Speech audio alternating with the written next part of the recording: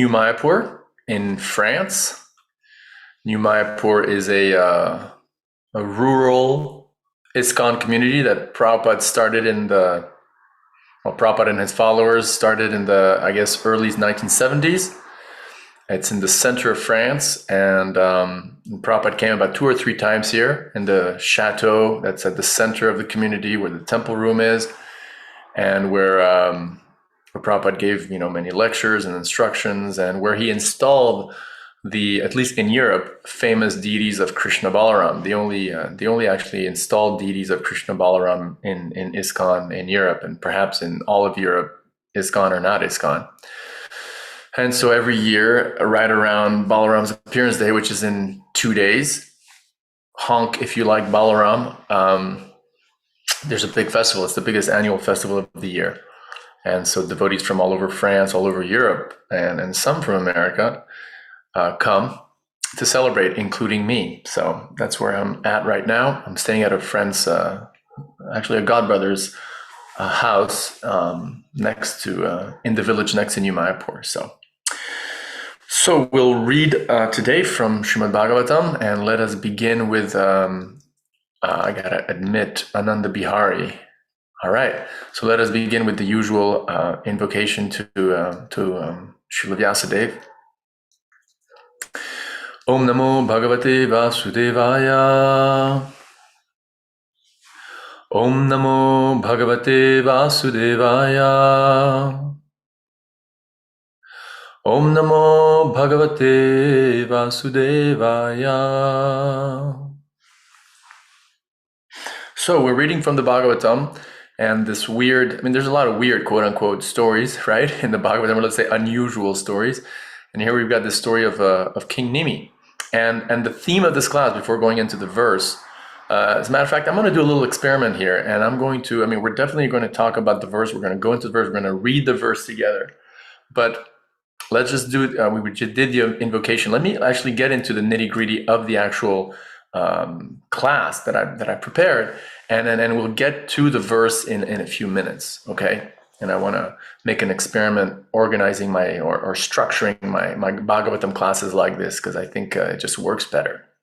So the main message, the main take-home message of today's class is this: that until we reawaken our spiritual body, and we're going to talk about spiritual bodies here, until we reawaken our spiritual bodies, we should serve Lord Chaitanya. Until we reawaken our spiritual bodies, and even after, we could say, but until we reawaken our spiritual bodies, we should spend our time serving as best we can Lord Chaitanya. Let me take you back to when I was a teenager. One of my favorite bands was Supertramp, famous British band from the late 1970s. Early 1980s, I think also. And they were really big, and they composed what I think are one of the best songs of that era of rock and roll music. And they had one song in particular that I really loved, and I always sang along with. And it's only later when I became a devotee that it's sort of that the lyrics made sense. It's a song called The Logical Song. The Logical Song. Maybe some of you know it. It goes like this, when I was young, it seemed that life was so wonderful, magical. Oh, it was beautiful. No. You remember, does that song ring a bell? And anyway, the chorus goes like this: there are times when all the world's asleep. The questions run too deep for such a simple man. Won't you please tell me what we've learned? I know it sounds absurd. Please tell me who I am, who I am, who I am. So that key phrase, please tell me who I am, is a question that I actually realized, I was asking. And the song asked, and I was singing along with it. And I remember I would sing, with passion and with feeling along with the singer, please tell me who I am, who I am, who I am. And we here on the Zoom call, we can all identify with that, because why would we be practicing bhakti yoga? Why would we be accepting the teachings of Krishna if we didn't before doing so, ask ourselves, who am I? Right? We've all, excuse me, we've all asked that question, like, who am I? Who are we? And as an extension, like, why am I here? And why are we here? What are we supposed to do with our lives? And what's the goal of life? And so this issue of ontology, of who we are, is something that we can all identify with. And it's something that this verse essentially talks about, right? Who are we? Who am I? Am I the body? Am I the soul? Am I a ghost? What does it mean to have a disembodied, spirit? What's the difference between a ghost body and a spiritual body without a material body, right? So these are issues that we've all dealt with, that we've all read about, and that we probably thought about before, either taking up the process of Krishna consciousness while having been born in a Krishna conscious family, or having taken it up, like most of us, from a non-Vaishnav background, right? So this issue of ontology, of like, who am I? What is the self? What are we supposed to do? Who am I really, right? Is the central theme, we could say, of this verse, and especially the question of swarup, of spiritual body, which is honestly something that's unique to our tradition. So now, having made that little introduction, let us go to the verse itself. Let us go to the verse, 9th canto, chapter 13, verse 11. And I'll just read the verse once, and then you can all repeat.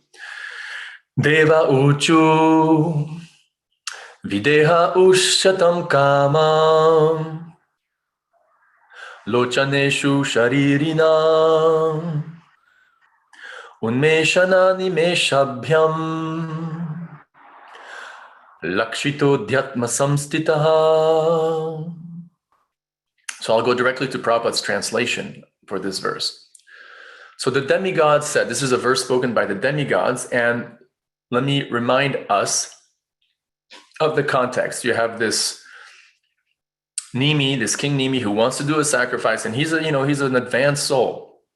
He wants to do a particular sacrifice, and he asks his spiritual master, I think it's Vashishta Muni here, and he asks him, hey, can you please be the priest for this sacrifice? And Vashishta is like, well, I'd love to, but right now I have to do a similar yagya for Indra.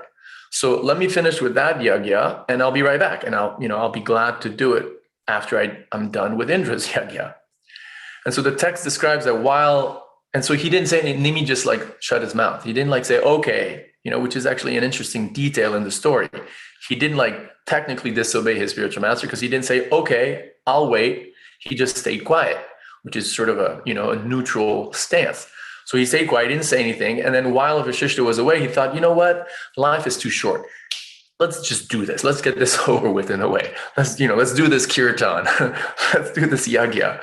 There's actually a Chanakya Pandit who says that, if there's something auspicious, you should do it right away. If there's something auspicious, do it right. Don't wait. If something is auspicious, do it right away. So it was kind of like in that mood that Nimi was like, no, let's do this now. So he hired some other priests, and he did the yagya. And when Vashishta was done and came back, he said, okay, I'm done. I'm ready to do the yagya. He saw that either the yagya was finished or it was underway. And so he, fell prey to anger. He could have just said, oh, okay, great. You got some other guys doing it. Okay, fantastic. I wish you all the best, and great. I'm happy it's going on, for the sake of the upliftment of humankind and for the purification of everybody. No, he was like, what? He got all angry to the point where he cursed Nimi. The text tells us he curses Nimi and says, you know what, for that, I curse you. Basically, he tells him, I curse you to die. He says, I curse you to leave your body. And then the story says that Nimi said, oh yeah, like, in the New York, New Jersey accent, or Philly accent. Oh yeah, well, I curse you. And so he curses Vashishta and says, I curse you to also give up your body. So what ensues is that both leave their bodies, literally, like they leave their bodies. And Vashishta, it's said, like the soul of Vashishta takes birth again in another body, which was created by the union of, I forget which two personalities. And what happens to the spirit soul of Nimi, we don't really know. He's just kind of like in limbo, because the text doesn't describe where he is. but his body, the chemicals of his body is like kept kind of like, I guess what Disney, like from Disney, the movies, like he tried to do with his body. I think it's still frozen. Like I heard several times that Disney like froze his body. He wanted his body to be frozen, deep frozen after he died, so that, in the event that eventually humans would have the technology to bring a dead body back to life, he could, continue living. Little perhaps did he know that he's not his body, and that he probably went on to his next incarnation, and that the body that he was in, called, Disney, is useless.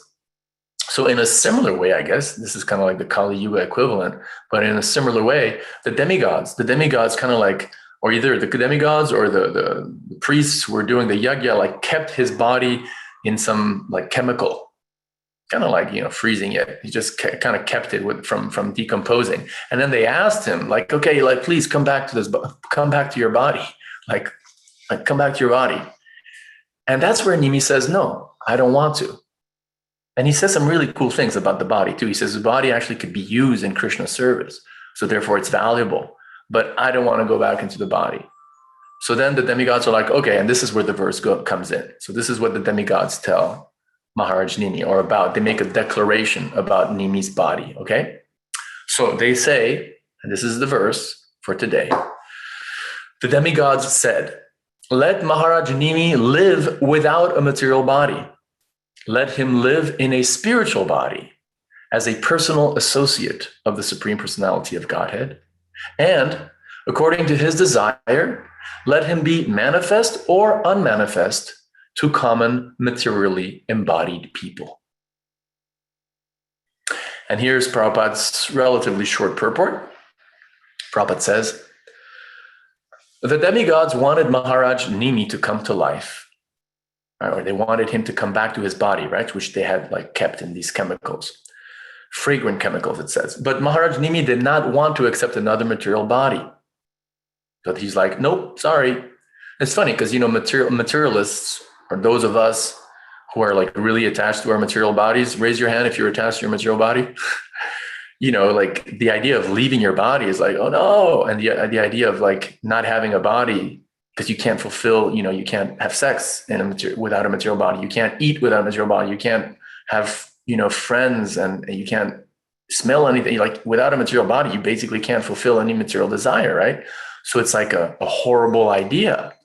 But Nimi, you can just see how detached he's like. He's like, you know what? Thanks, but no thanks. I'd rather just not have a material body, because ultimately, yeah, I can fulfill my material desires, but the material body, as he says in a few verses, like, is the source of all suffering. Is the source of all suffering. So thanks, but no thanks. So the demigods are like, okay. So then they say, okay, let him live in his spiritual body. So Prabhupada continues, there are two kinds of spiritual bodies, as generally understood by common men. The term quote unquote spiritual body is sometimes taken to refer to a ghostly body. So there really is just one kind of spiritual body, but there's, what is misunderstood or mistook or just misappropriated in common parlance. And this is the idea of a spiritual body when you're actually talking about a ghost body. So here, I'll give you a little quick view of my friend here, but then I got to get back to this. Okay. Say hello. Hello. Okay, cool. You speak good English.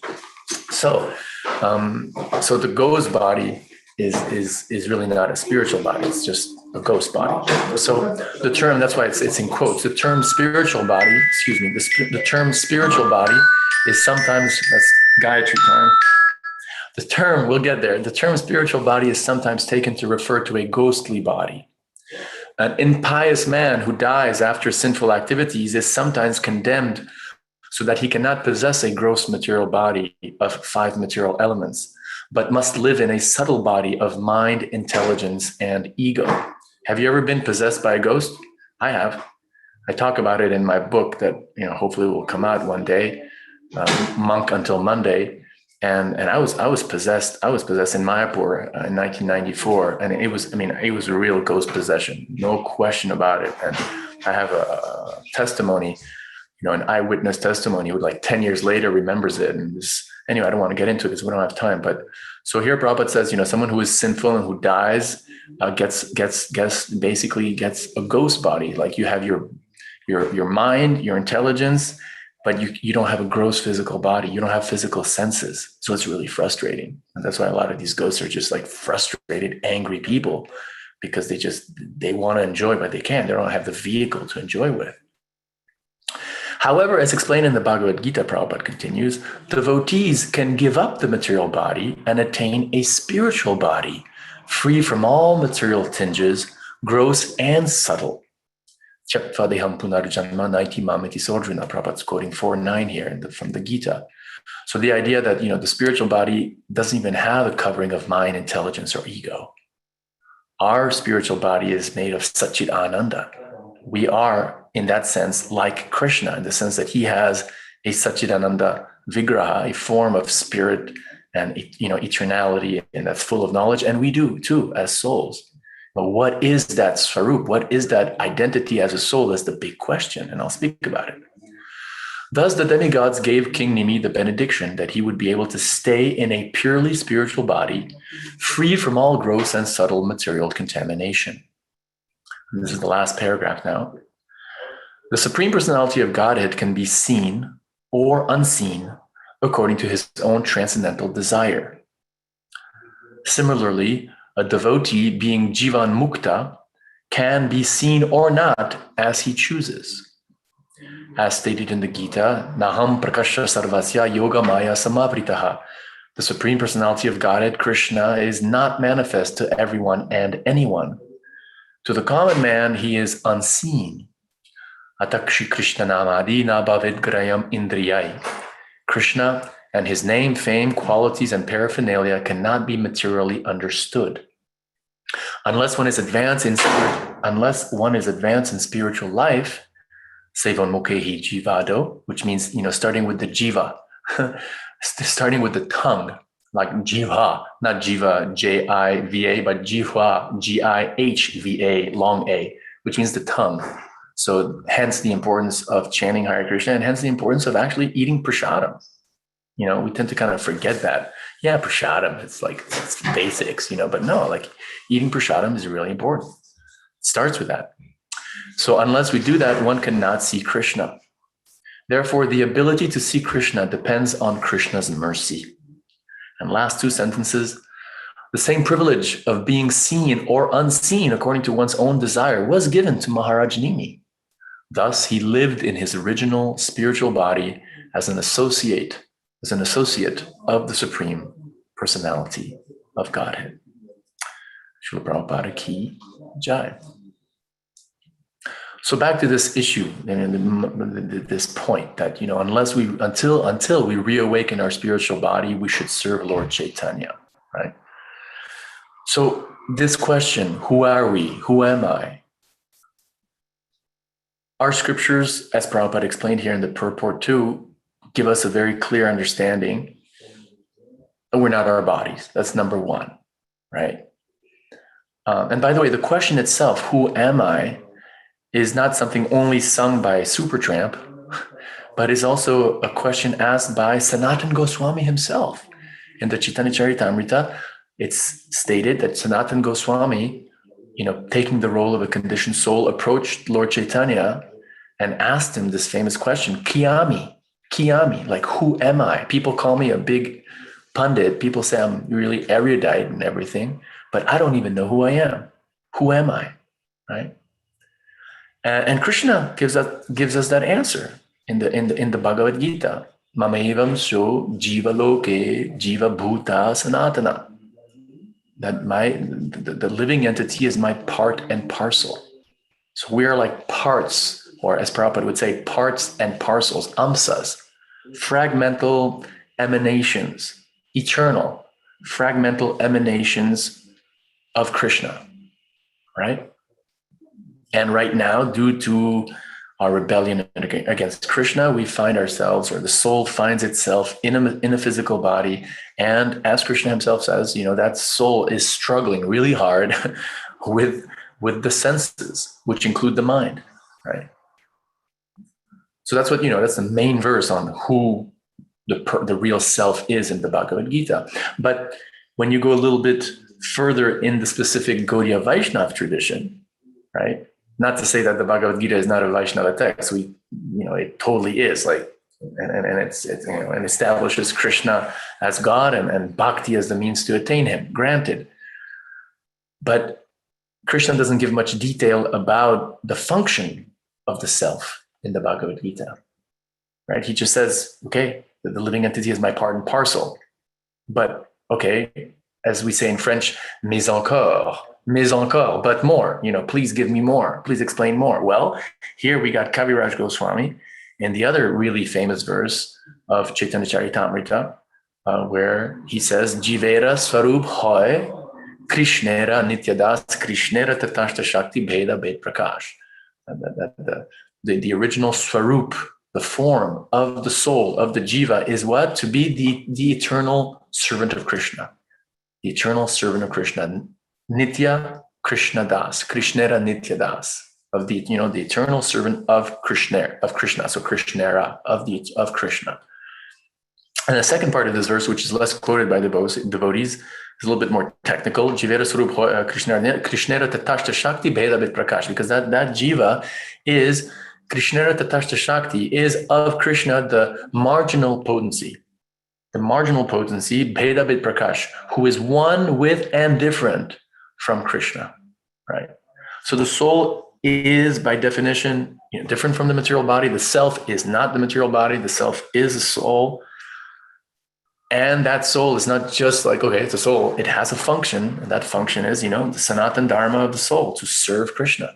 And even more specifically, that soul has a form, has a specific form, right?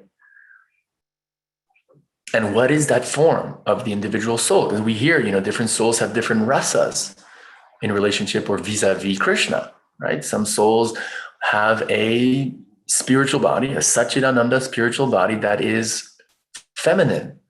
Well, ontologically, we hear that all souls are feminine, or all souls, even if they have a quote unquote male spiritual form, they're all feminine. They're all meant to be enjoyed by the Supreme Purusha, by Krishna. Ekale Ishvar Krishna Arsa Britya. Kaviraj Goswami also says that Krishna is the only enjoyer and everyone else is his servant. And he makes them they dance as he makes them do so.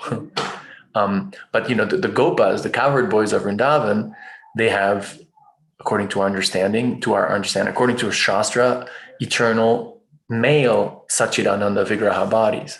And they serve Krishna in that eternal body. They're eternally young boys, and they just have that Vatsalya rasa with Krishna, and they relate to him as friends.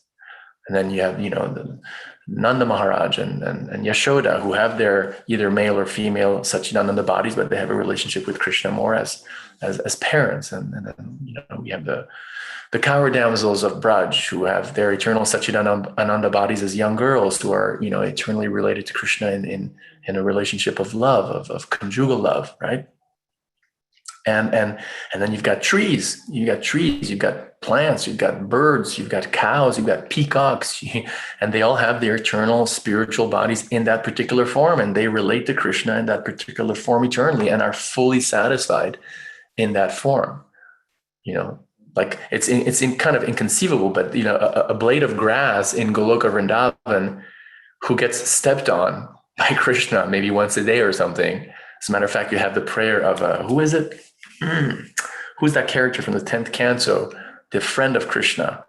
I'm sorry, I forget, but who offers this very famous prayer. And he comes back to Vrindavan with a message from Krishna, right, from Mathura, and he sees all these devotees. They have so much love for him, and he's like, wow, I wish I could just take birth as a blade of grass, right, in the spiritual, in here in Vrindavan.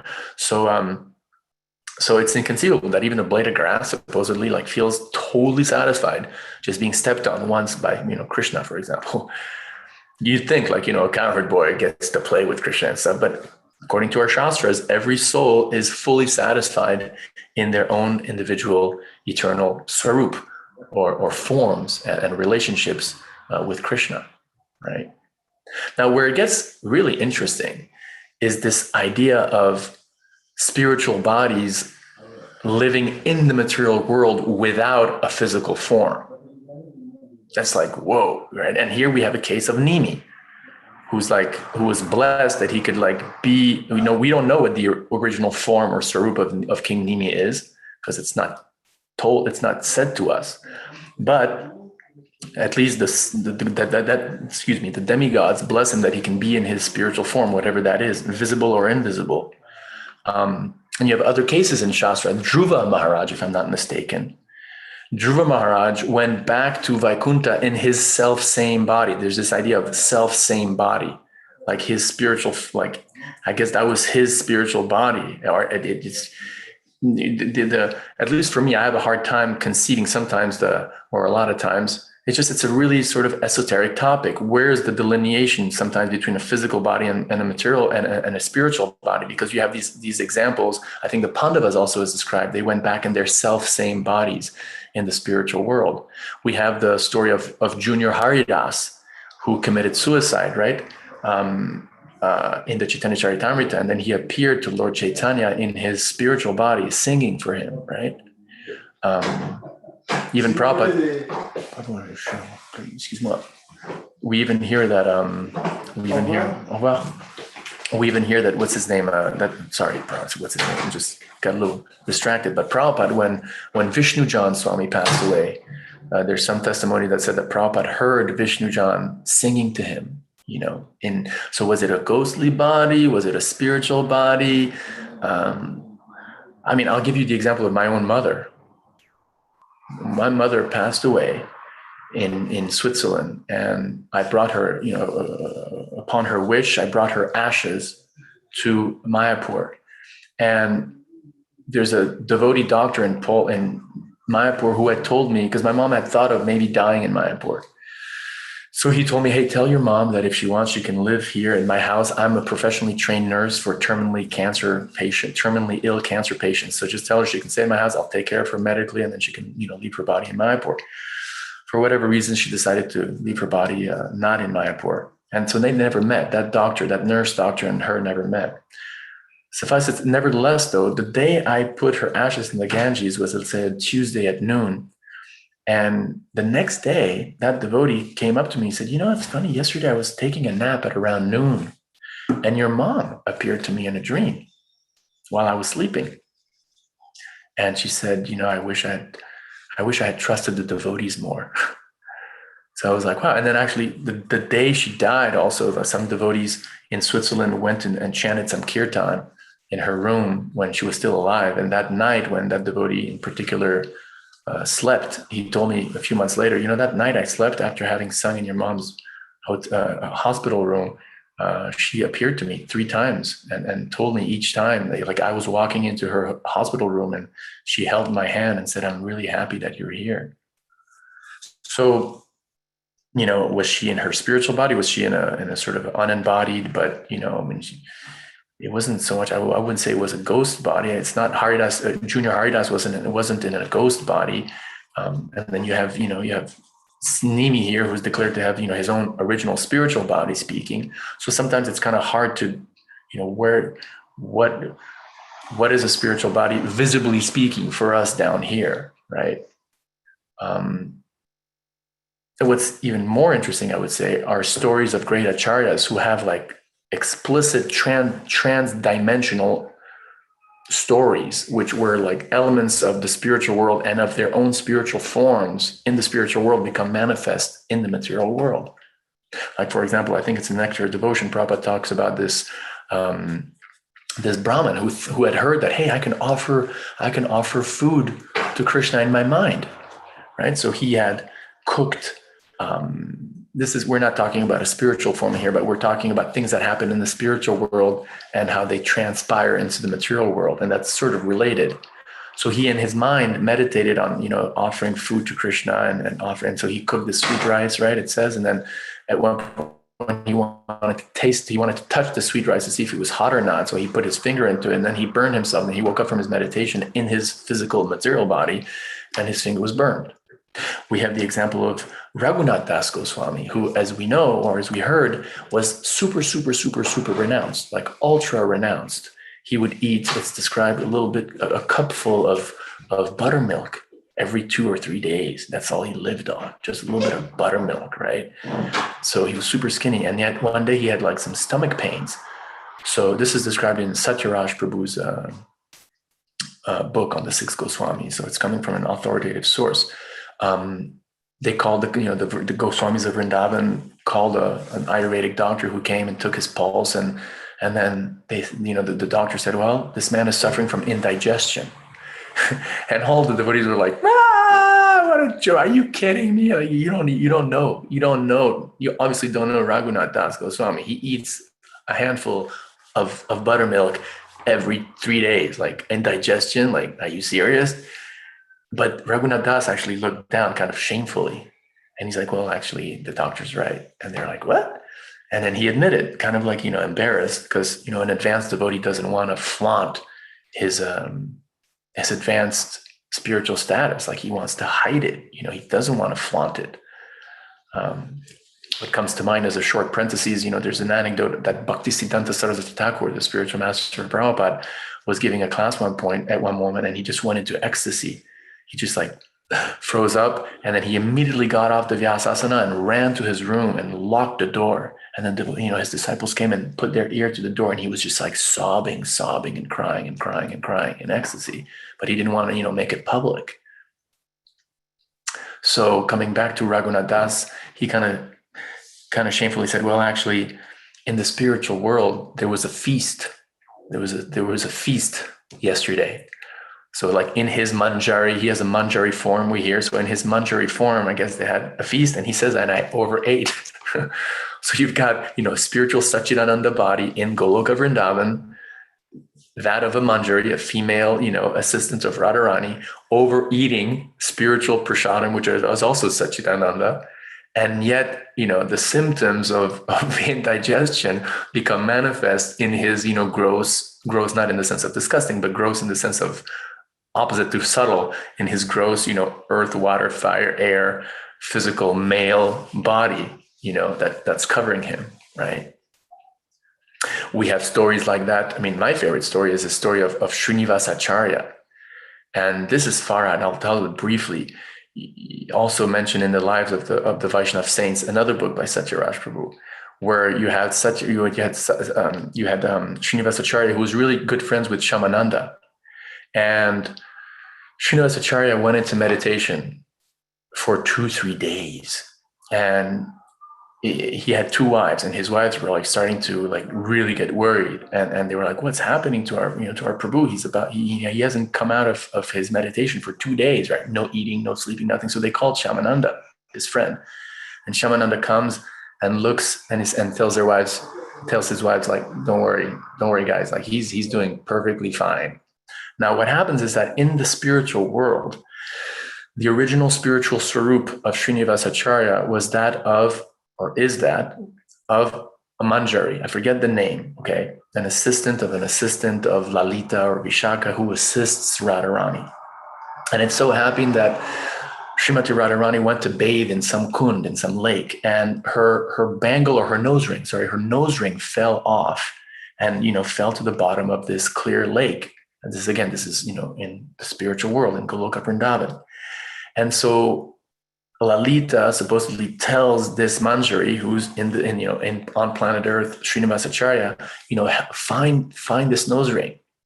So he's like here in his spiritual manjari form is underwater looking for the nose ring of Srimati Radharani. And, a few moments in the spiritual world, time is diluted it's stated, even with the heavenly planets on Earth, time is diluted. In other words, a moment in 1 second in Brahmaloka is millions of years down here, right? So I guess that principle applies all the more in the spiritual world, maybe according to Krishna's desire, though, because, there's no hard and fast rules of physics or chemistry or anything in the spiritual world, because Krishna can do anything he wants. So according to this pastime, the few moments that Srinivasacharya in his manjari form was looking for the nose ring translated into 2 or 3 days, right? And so Shamananda, who also has a manjari form, decided to sit right next to Srinivasacharya, and he closed his eyes. And according to the text, he, in his Manjari form, entered into that same pastime and dove into the water and lifted a lotus, flower or a leaf that was at the bottom and found a nose ring, and he gave it to Srinivasacharya in his Manjari form, who then got out of the water and handed it over to Lalita, who put it on Srimati Radharani's nose just as she was, getting ready to leave, right? So and the story says that, after that happened, they both woke up. They both, like in their physical human bodies, right? They just woke up from that pastime, and they looked at each other and they embraced and started laughing like anything. So we have these amazing stories of this sort of trans-dimensional experiences of a spiritual body manifesting things and personalities, and even being manifest in the quote unquote self-same body in the material body, in the material world, right? Now, it's interesting, Prabhupada, since we're followers of Prabhupada, from what I gather from history, from anecdotes, wasn't really much into this sort of, the revelation of one's, swarup, right? Coming back to this question, like, who am I? What's my swarup, right? As a matter of fact, Bhakti Charuswami often told this story. I heard it from him many times. He was in Vrindavan with Prabhupada, and a devotee, a disciple of Prabhupada, came up to Prabhupada and said, Prabhupada, can you please tell me what is my Siddha Swarup? What is my Siddha Swarup? An innocent question, like, okay, if I'm not this body, if I'm a soul, then who am I? Am I a desire tree? Am I Krishna's pillow? Am I a cowherd boy? Am I a manjari? Am I, what's my Swarup? And according to Bhakti Swami, at least at that time in 1977, and you don't read Prabhupada books, you don't read in Prabhupada's books, you don't hear him or read him saying like, yes, and it's really important to find out what is your Siddha Swarup, like who you are in the spiritual world, and here's a specific process to find out what is your Siddha Swarup. He doesn't. That's just not Prabhupada's mood, at least not in his books. Nowhere in his books you read that, right? Like a specific, instruction that, you should do X, Y, Z and you should really focus your time on figuring out what is, or having it revealed to you, what is your Siddha Swarup. At any rate, at this particular occasion, this devotee asks Prabhupada, what's my Siddha Swarup? And Prabhupada, according to Bhakti Swami, got super furious and screamed, quote, he screamed, "You rascal, your Siddha Swarup? You rascal, your Siddha Swarup." He said it 3 times, according to Bhakti Swami. You rascal, your Siddha Swarup? And his lower lip was quivering. Like sometimes, someone's lower lip quivers when the person's really angry. And then, according to the story, he calmed down a little bit, and then he told his devotee, who must have been, phew. I mean, you hear anecdotes of when Prabhupada chastised you, it was really heavy, right? So Prabhupada said, don't worry about your Siddha Swarup. When you are qualified, I myself will reveal what is your Siddha Swarup. So when you read Prabhupada's books and you kind of get a whole picture of it, you're reminded of his famous statement, work now, samadhi later. Right? Samadhi meaning full absorption in Krishna. And we could say in one way that, samadhi in our tradition means to, know what is your Siddha Swarup. Although interestingly enough, Prabhupada defines the word samadhi in a famous purport in the 10th canto by defining samadhi as being fully absorbed in distributing his books. He says the word samadhi means by physical work, one should engage in practical service to the Lord. In our Krishna consciousness movement, all our activities are centered around the distribution of, because I knew this verse by heart when I was a brahmachari distributing books, by fully absorbing one's mind and distributing books for Krishna, one is fully absorbed in Krishna. This is samadhi. Right. So we would take shelter and pride, and we can still do today. And it doesn't have to be actual book distribution as is, generally defined. But any type of service where you're really absorbed in Krishna service, including deity worship, including speaking about Krishna to others, or including, doing a Harinam or whatever, but by fully being absorbed in Krishna, one is in samadhi, right? One is in samadhi. So that's why, the title of this class is, until we reawaken our spiritual body, we should serve Lord Chaitanya. Especially if you're kind of related to Prabhupada and Prabhupada's movement, you basically, before going on, telling you what to do, let me give you one last reference, which actually illustrates this point. Prabodhananda Saraswati makes this famous statement, Yata Yata Gaura Padara Vinde Vindetu Bhakti Krita Punjarashi, that verse, which I always forget the second two lines. So it's like, that verse.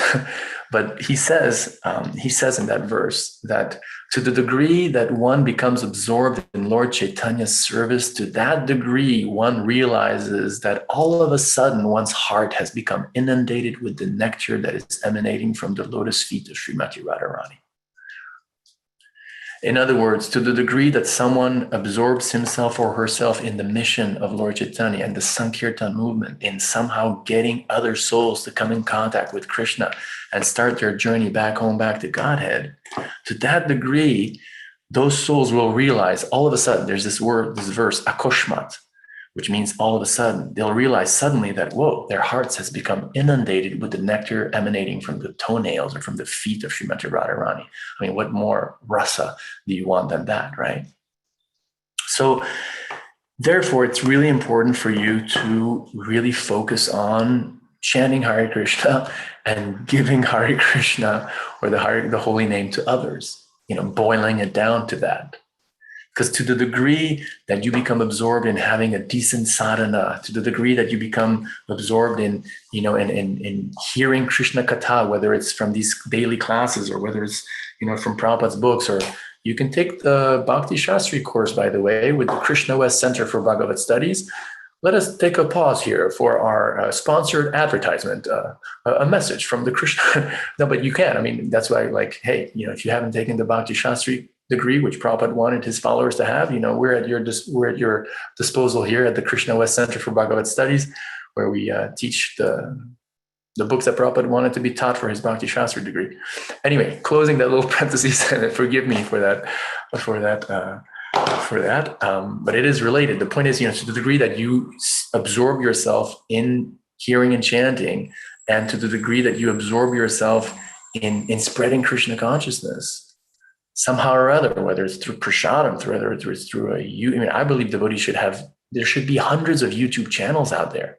Why is, there's a few podcasts which are great, the late morning program, Wisdom of the Sages, they're popping up. But, given the amount of devotees out there, we should have hundreds and hundreds of different, YouTube online channels.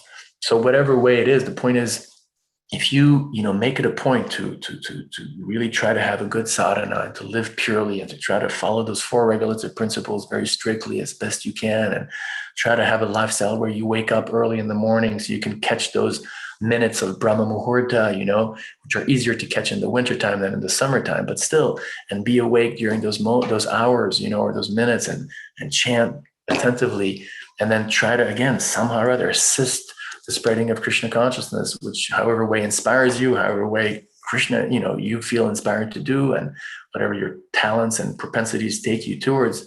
To that degree, you'll realize that you're not your body. To that degree, you'll actually reawaken your swarup. To that degree, you will, be living your life on the platform of you as a soul. And you may not know, what is the color of your sari if your swarup is that of a manjari. You may not know what is your age if you're a cowherd boy in the spiritual world. You may not know, details of your swarup, but it doesn't matter. Because in this age, you should remember that it's all about Hare Nama, Hare Nama, Hare Namaiva Kevalam, Kalona Sievana Sieva Katiranyata.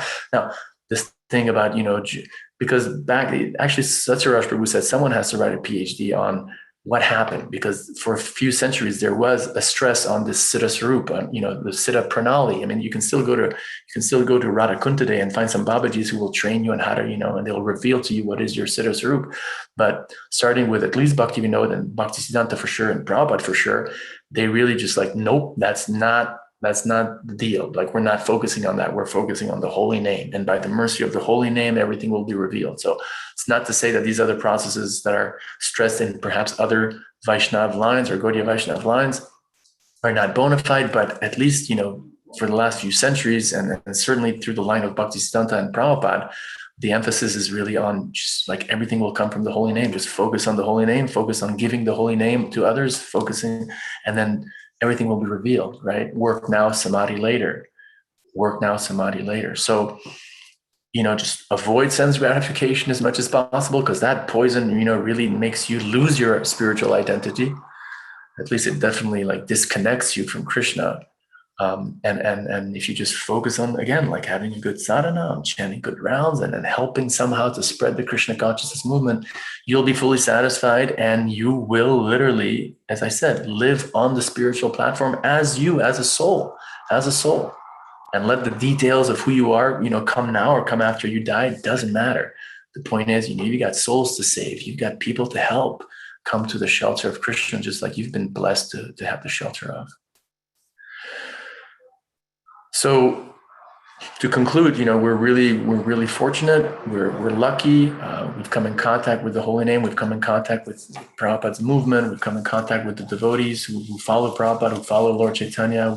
We're chanting Hare Krishna. We take shelter of the Bhagavatam. We take shelter of serving Krishna somehow or other, and we should really protect that. We should really protect that.